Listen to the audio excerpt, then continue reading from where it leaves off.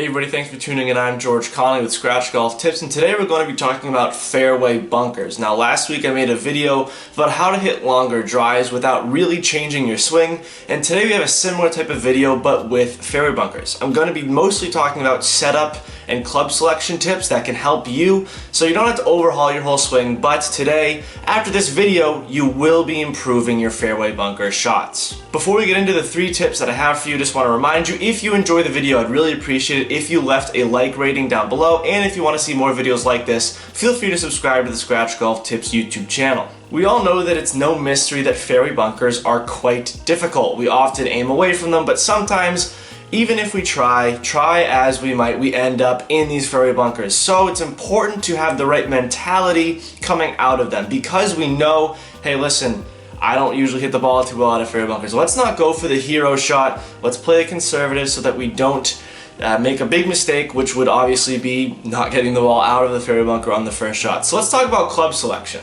Now, when you're in a fairway bunker, there are a few more things you have to consider in terms of your club selection decision than you would if you just have a standard line in the fairway. Other than the distance, you have to keep in mind what kind of sand are you on. We'll talk about how to get that answer a little bit later on.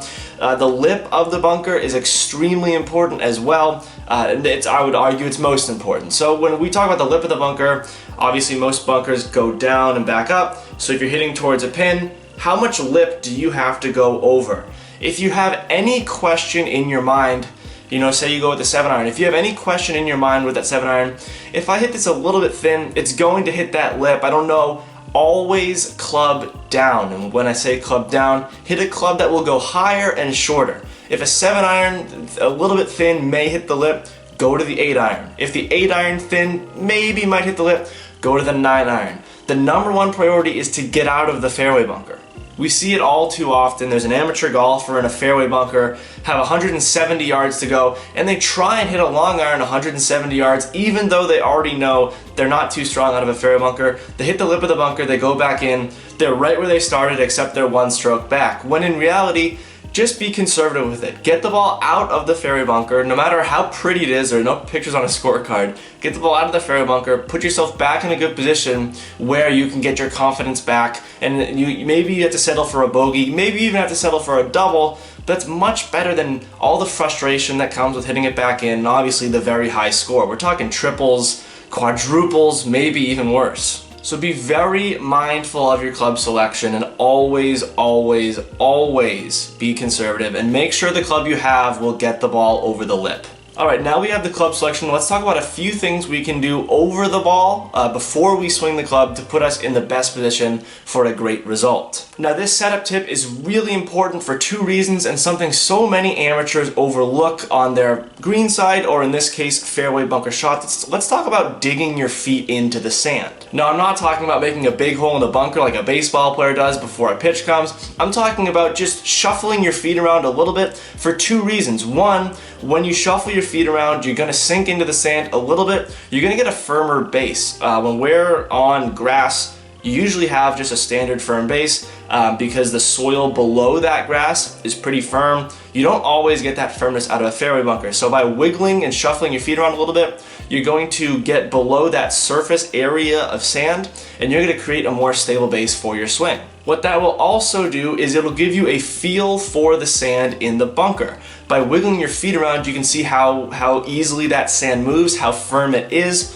because in golf, you cannot physically go down and touch the sand with your fingertips. That is a 1-stroke penalty. It's not allowed by the rules of golf. But you can get a feel for the consistency of that sand by digging your feet in. So maybe it rained the night before and you don't know, the bunkers look normal, but then you dig your feet in and you find out that they're really wet and heavy. The only way that you can find that out is by digging your feet in. You can't touch it once again. So that's just a great way to, 1, create a stable base, and 2, understand more about the consistency of the bunker from which you'll be hitting out of. Now finally, let's talk about where your weight should be at address, where that weight distribution should lie in each foot. It's obviously a little bit different from a green side bunker, because with the green side bunker, we want a lot of weight on that front foot to really promote acceleration downward through impact. You want to hit the sand a little bit before the ball, get that ball to pop right out. That is not the case with fairway bunkers. If you hit the sand a few inches before your fairway bunker shot when you're swinging a full wedge or iron, it's not going to end well. You're going to chunk it just a few yards